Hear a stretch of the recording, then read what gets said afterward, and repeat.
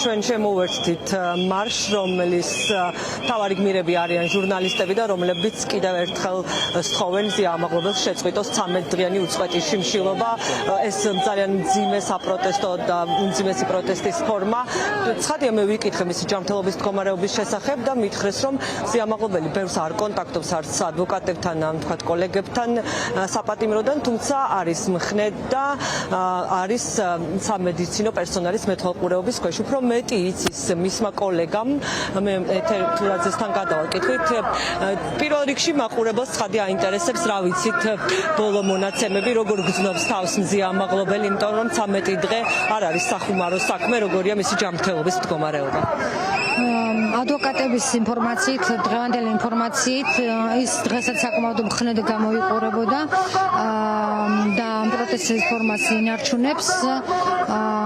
გარდა ამისა, ადვოკატებისავე ინფორმაციით, მისი დაცვის ინფორმაციით არსებობს პროტოკოლი უკვე შემუშავებული მის მართვასთან დაკავშირებით და სტანდარტულად რაც არის განსაზღვრული, ამ პირობებში არის ეხლა მზია, როგორც ვიცით, მას აკვირდება სამედიცინო პერსონალი, ისე როგორც აკვირდება ადმინისტრაცია, დაწესებულების ადმინისტრაცია, დაკვირვების რეჟიმშია, მოკლედ ასეთი ინფორმაცია გვაქვს.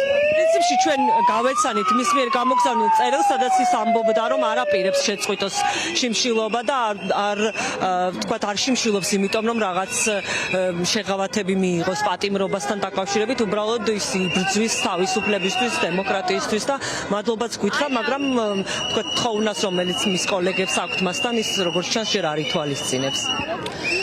მე არ ვიტყვი, რომ არ ითვალისწინებს, მე უბრალოდ მგონია, რომ მას სხვაგვარად ალბათ არ შეუძლია. მე ვერ მოუწოდებ მას, რომ რაღაც პროტესტის ეს ფორმა გამოიყენოს თუ არ გამოიყენოს. მე პირადად არ მივესალმები და არ ვისურვებდი, რომ ეს ფორმა იყოს გამოყენებული. რა თქმა უნდა, მას სხვაგვარად როგორც ჩანს არ შეუძლია. გვაცნობა კიდეც, რომ მას თუ მიიღებს საკვებს, ის იქნება თანამონაწილე იმ ძალადობის, რაც ხდება ქვეყანაში. მე იმედი მაქვს, რომ გადახედავს თავის გადაწყვეტილებას, თუ არ გადახედავს, ესეც მისი არჩევანი იქნება. მე უბრალოდ ყველა კოლეგას მადლობას ვეტყვი, ვინც ღელავს მზიას ჯანმრთელობაზე. დარწმუნებული ვარ და რომ ის ასევე მადლობელია თავისი კოლეგების ამ მხარდაჭერის და ამ ბრძოლის, რასაც ქვია ქვეყნის თავისუფლება, ჩვენი ინდივიდუალური თავისუფლება, პიროვნული თავისუფლება, დემოკრატიის დაცვა. ამ ეტაპზე მხოლოდ დიდი მადლობა. მე ვთხოვ ჩემს ოპერატორ მიშოს წამომყვეს და მე გაჩვენებთ, რომ ჩვენ გოთუას ქუჩიდან გადმოვინაცვლეთ ხელოვანების მარშზე, სადაც ჟურნალისტები და ხელოვანები ერთად აპროტესტებენ იმას, რაც ხდება ქვეყანაში. ნესტან ცეცხლაძეს ხედავ. ქალბატონო ნესტან, გამარჯობა, პირდაპირ ეთერში ვმუშაობ, შეიძლება პრინციპში ჩვენ ქალბატონ ეთერს ვკითხეთ უკვე პირველ რიგში, როგორია მზია ამაღლობელის ჯანმრთელობის მდგომარეობა, იმიტომ რომ ძალიან მნიშვნელოვანია მისი ჯანმრთელობა პირველ რიგში 13 რა შეგიძლიათ გითხრათ იმ ყველაფერზე, რაც ხდება ბოლო 13 დღეა, ის იშვიათად კონტაქტობს მხოლოდ ადვოკატების სახით, როგორც ვიცი, არ აქვს დარეკვის უფლება, რა იცით მეტი? ჩვენ არა გვაქვს მასთან სხვა ტიპის კომუნიკაცია, ვერ აგვაქვს, მხოლოდ ადვოკატების მეშვეობით ვიგებთ მისი ჯანმრთელობის და სხვა ყველა ამბავს. ამჟამად, როგორც ვიცით, ადვოკატებისგან იმის მიუხედავად, რომ 13 დღეა შიმშილობს, მისი ჯანმრთელობის მდგომარეობა დამაკმაყოფილებელია, ეს რამდენადაც შეიძლება იყოს, ის მხნედ არის, ბრძოლისთვის არის განწყობილი, არ აპირებს შიმშილობის შეწყვეტას, ეს ჩვენთვის ცხადია, ძალიან მძიმეა, თუმცა პატივს მე პირადად სრულიად მის გადაწყვეტილებას ხომ იმის მიუხედავად, რომ ხომ არ არის ეს მარტივი მის შედეგები, რაც შეიძლება ამას მოყვეს, რაც შეიძლება დადგეს პერსონალურად მზიასთვის და აქედან გამომდინარე, რა ვიცი.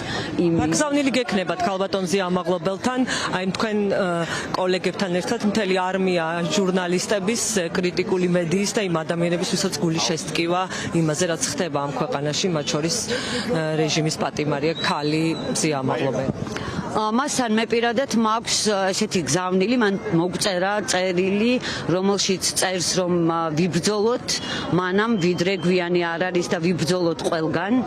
ჩვენ დღეს აქ ვართ ამისთვის სწორედ, რომ ვიბრძვით ახლა ამ ფორმით, ხვალ სხვა ფორმით და ვიცი ასევე რომ ის ძალიან ნერვიულობს იმაზე, თუ ამ დღეების განმავლობაში როგორ ფუნქციონირებს ნეტგაზეთი და ბათუმელები და ეს ყველა პროცესი ხომ არ აფერხებს ჩვენს მუშაობას და მინდა უთხრა, რომ არა, ჩვენ მუშაობთ გაათმაგებული ძალით, იმის მიუხედავად, რომ ეხა გვიწევს ქუჩაში ყოფნაც.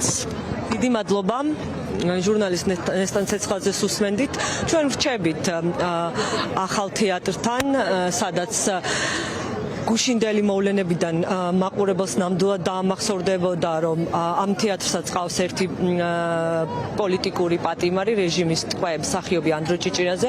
სწორედ მის მხარდასაჭერად და სხვა ყველა რეჟიმის მსხვერპლის შეიძლება ითქვას და რეჟიმის ტყვის მხარდასაჭერად გაერთიან და დღეს ორი სხვადასხვა მარში, მათ შორის არიან ხელოვანები და არიან ჟურნალისტები. ჩვენ გავაგრძელებთ მუშაობას ამ ადგილზე და ცხადია ამ მარშების მონაწილეებს გავყვებით უკანასკნელ მისამართზე, რომელიც ყოველ დღე არის უცვლელი. ეს აქციის მონაწილეები ცხადია გადაინაცვლებენ ბოლოს რუსთაველის გამზირზე.